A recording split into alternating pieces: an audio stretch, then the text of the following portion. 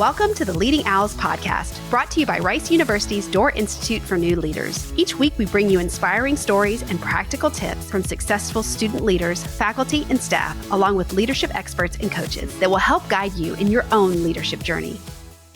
On this episode of the Leading Owls podcast, we're joined by Saran, a trailblazing student leader at Rice University, who has already made history and an impact far beyond her years. Saran became the first Mongolian American government-appointed official in California and U.S. history at just 16.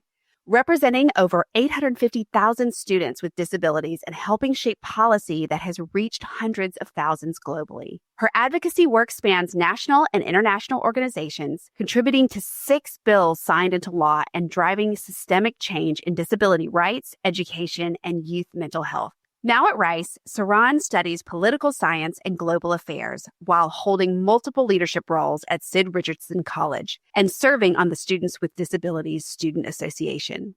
In this episode, Saran sits down with our student host, Hong Lin, to share her journey as a young leader navigating policymaking spaces, her approach to translating individual stories into systemic change, her perspective on accessibility and inclusion at Rice, and her vision for leadership, personal growth, and lasting impact. Tune in to hear Saran's insights, lessons learned, and advice for aspiring young leaders in policy and advocacy.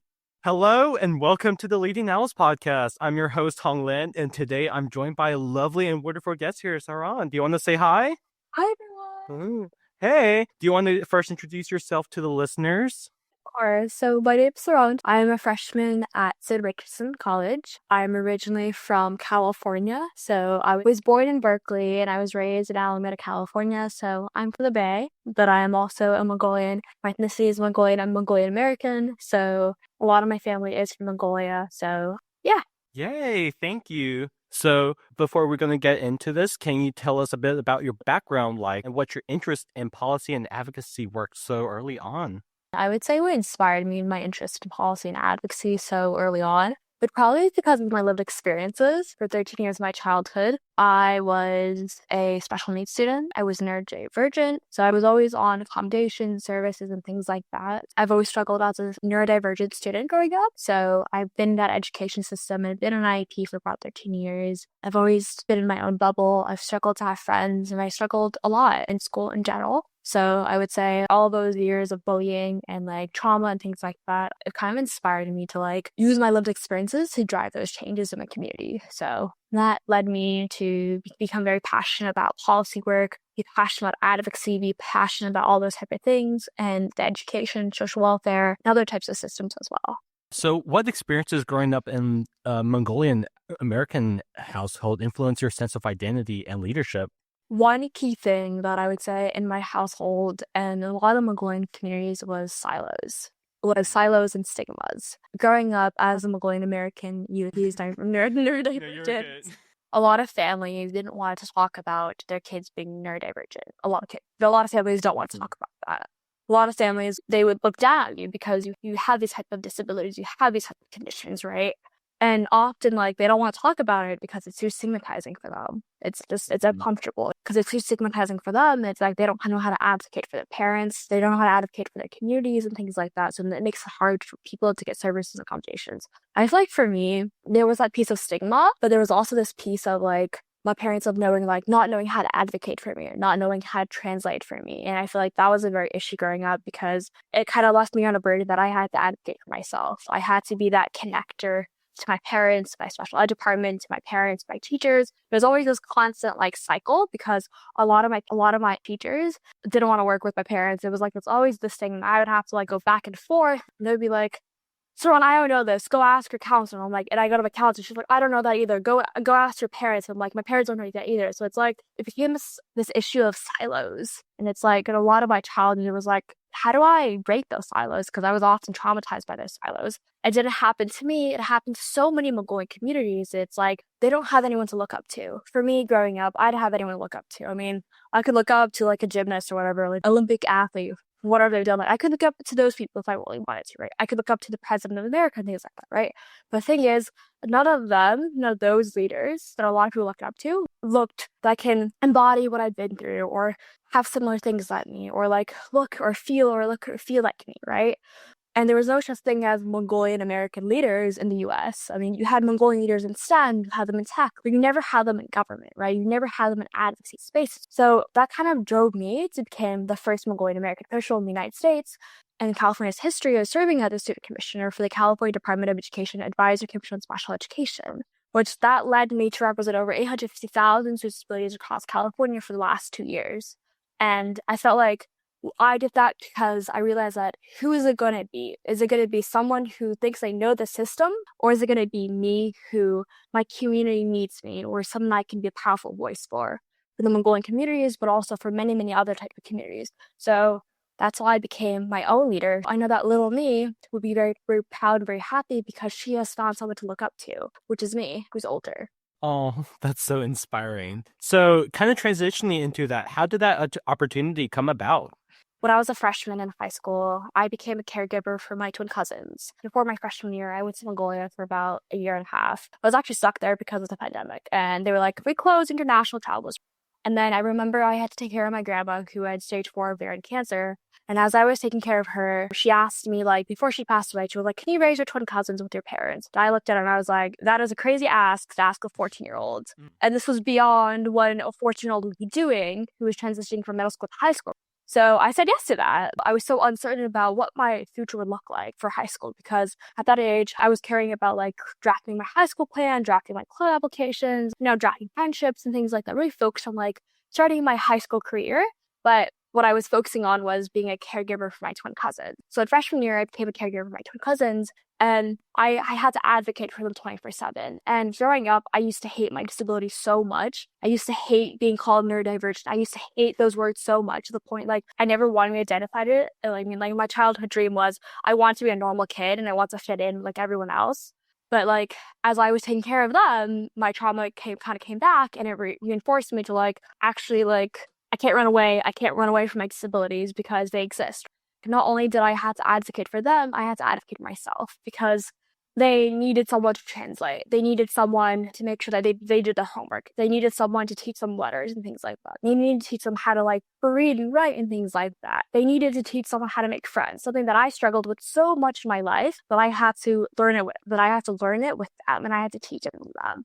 I learned a lot of my leadership skills through them, actually, raising 2 twin boys by myself with my parents, because since my parents couldn't really understand English as much and they were always constantly busy working blue-collar jobs and things like that, it was actually dependent on me that I had to do that, be that voice. That kind of led that advocacy of like becoming a voice for students with disabilities. So my like case manager and the director of special education in my school, they were like, you should apply to become student commissioner. And I was like, I don't know if I can do that. I don't know if I want to do that. But it was a big ask. It was a big risk because you're representing a whole humongous number in the state of California. And you're also becoming an appointed member by Governor Newsom. And I remember saying yes to that because my advocacy for them, and my advocacy for middle schoolers at my school, the advocacy for first-generation low-income students who are also Mongolian students transitioning from Mongolia to the U.S., I also became a voice for them. So all that advocacy and all that being a voice for people sparked a lot of eyes of my teachers and a lot of people at my school, and they kind of like told me like, you should apply for this position because I feel like you become a bigger voice for many students across the state. Mm-hmm. Oh, that's so nice. So what was your first reaction when you found out you were appointed? I remember crying a lot. Oh. I remember I went to this room and then they were like, okay, Saran, it's time. And I watched the live stream and there was 4 finalists and I was one of the 4 finalists. 2 students got appointed. And the minute they said my name, I remember just crying because how emotional and how like I felt like I made a huge moment of history in California. I made a huge history for myself and made a huge history for so many people, for so many Mongolians across the country and in California. So it's like, it was a huge moment for everyone. Oh, that's so sweet. So kind of going back to what you said about representing a whole sort of people in California with, you said, over 850,000 students with disabilities. So what was one issue you were most passionate about addressing on that commission? Labels. That was really important to me because growing up as a neurodivergent youth myself, I was always labeled by this term called emotional disturbance. And emotional disturbance is the most stigmatizing term I've ever heard in my entire life. And that was my label growing up. I was always labeled as that. Every single document I had, that I was labeled that name. And I remember on the commission, that bill came to our table, actually. I remember a representative came to us, Representative Dawn Addish. She asked us, like, would you be able to vote and support this bill? It was partnerships with the SELPA, with the state education local plan, which is like the state agencies. Like, they came together and it was partnered with them. They asked us on the commission, like, would you support this? And I can remember the tears dripping my face, because it's like, this is what, because I've been waiting for this moment for my life. I've been waiting that I could be breaking away from this worry, because it's so stigmatizing and it takes away from people. And I remember not only did I advocate for that, I was also advocating not just for myself, I was advocating for students with disabilities who are also impacted by in other systems. Because when you say 850,000 students with disabilities, that's a big umbrella, and there's people under that umbrella. So you have students with disabilities who are incarcerated. You also have students with disabilities who are homeless. You have students with disabilities who are in foster youth, right? You have these different types of systems, right? Or you also have students with disabilities who are Native youth as well, in Indigenous communities. And I guess one of my biggest things I worked on was emotional disturbance applying to these groups of people as well. Because not only did I suffer with this, not only did I struggle and suffer through this label, I knew that other students with disabilities who are in different settings also went through that as well. I knew that it would relieve their stigma, and it would relieve their stigma if this label was removed, because so many students in this juvenile justice system was also impacted by this label. One of my key jobs was not bringing my experiences, but bring other students in those systems. And the bill did pass, actually. So it went to legislature, it passed, it went to Senate, passed, and then Governor Newsom signed it this year, effective immediately into law. Right, of course. So kind of like going back on what you did on getting those bills into laws, how do you approach translating those individual stories into like systematic policy changes? What I do a lot is, besides being on the commission, it's like I spend a lot of my time in a lot of spaces with people. As a leader, I know that I'm not perfect. I don't know everything. And what's really important for me is being able to be in spaces with diverse people in their lived experiences, because my experiences are different from everybody else. They can be similar to different people, right? They can be similar to some people or not. I spend a lot of my time speaking with people who've been through these systems themselves, who've been in fosters, who've been in homeless, who've been in Indigenous communities, right? Because I only know my life story only, right? I only know the things that I learned in class, but I don't know what you've been through. I take that time to really understand, and I learn their stories. I learn where they're coming from and why is this important to them in the first place. So I take all that information that I learned from people and those dialogues, those rich, powerful dialogues, and I bring it to the table. And I tell policymakers to their faces that these are the issues. These are the issues that you need to understand. These are the stories that you need to hear. Sometimes I will direct policymakers, like, here, you should contact these people to hear about their stories. These are constituents that live in your district, so you should reach out to them and things like that. I like to do that because often policymakers don't know what people have been through. You know, a lot of them have been through different systems, but they don't know specifically what do people go through now, because everyone's education experience is different. There's policymakers that in your 50s and 60s, right? Your education experience is so much different from what youth are facing right now. And that's why at those tables, not only do I bring all this rich dialogues and these rich conversations to the table, I also ask the hard questions at those tables. I ask them, who asked for this? Where are the youth involved? Where are the youth in this? Where are the youth in this conversation? What steps are we actually taking? Because we can talk about all we want, no matter how much, and be like, oh, this is amazing, things like that, right? But the thing is, it's like, how is this going to be developed? How is this going to work for the people? And how is it going to serve the people in the best interest, if that makes sense? So, yeah, I meet with people, I take that rich dialogue and then I bring it to the table and I ask the hard questions. And I feel like all the things that I do, I feel like that really drives systematic change. And I feel like that's what and enables people who work in the institutions, policymakers, educators to really think, really reconstruct their systems and really ask and really help them understand, this is how policy should be run. This is how we should do things. And this is how we break those barriers in California. This is how we break barriers in not California, but national-wide and globally. Because my work extends California as well. Right. So going through that approach, how do you measure the real-world impact of these policies? The way that I measure it is through projects, through panels, through conferences. What I like to do is I really like to follow up with people who work on these certain projects, because I feel like that's really important.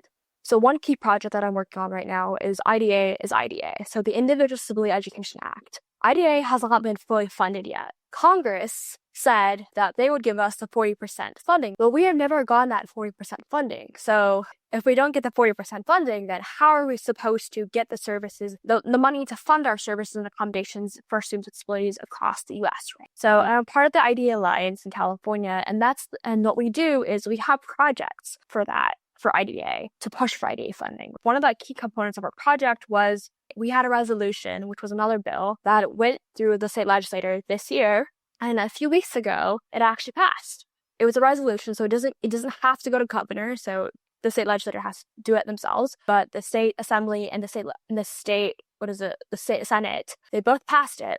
And now California has the bandwidth and has the power to tell Congress to demand Congress to fully fund IDA, And I feel like that was a huge step for California, for us to be able to get IDA. But the problem is, it's like we have other barriers for that, right? You have a whole government shutdown right now, so it's hard to get that. But we are continuing to push and fight for that because we know that those services and those accommodations and those types of supports, it's essential and it's crucial for all students with disabilities, their families, and educators in California, because that's what students need, and that's what families need, and that's what educators need to be able to have successful students and their education. Right, of course. So kind of going beyond California here. So as a youth policy accelerator for the Mental Health America, what do you see as the biggest policy gaps in the youth mental health right now? One of the biggest issues that I see right now is people not knowing where the resources are and what are those resources. So, for example, in different states, you can be a youth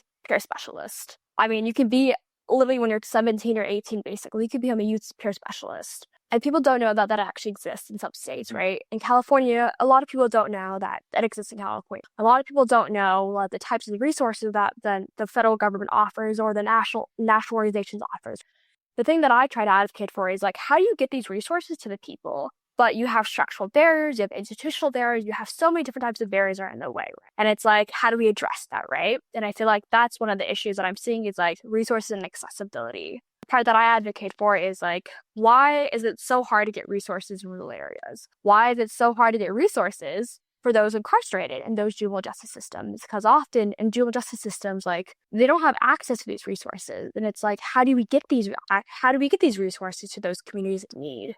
So really addressing all of those issues and addressing that, because I think as a youth policy accelerator, we have projects. We have a capstone project. We work on a capstone project on driving mental health policy for all 50 states. We also went to Hill Day, which was Mental Health America has a Hill Day, where every day we basically lobby and we talk to members of Congress and we tell them that these are our key priorities for this year and this is what you need to do in Congress right now. So one of them was fund the 988 suicide line, because the thing is it's been funded, right? But we wanted more money for that because that hotline saves many, many, many lives across the U.S. The other one was making sure that Congress introduces the Peer-to-Peer Support Act, because that is a thing and that would benefit and that would support so many students and so many youth and families across the U.S. and things like that.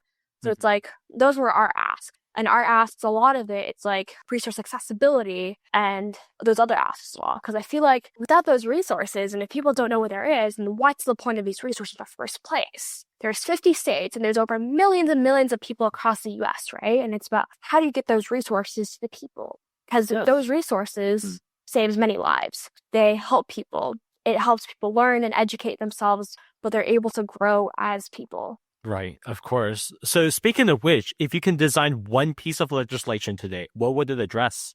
That's a very hard question. If I were to design a legislation right now, the legislation would be making it mandatory to create youth advisory boards in all parts of the systems. And actually, that was actually an idea that I wanted to plan myself. But I thought about I'm sure you know how juvenile halls it's very limited. Youth have limited access to a lot of things and services in juvenile halls, right? I thought about how you have a youth advisory board or leadership trainings or leadership skills, communication skill trainings in those juvenile halls. Because the thing is, we talk about juvenile halls being as rehabilitating, helping people re-enter society.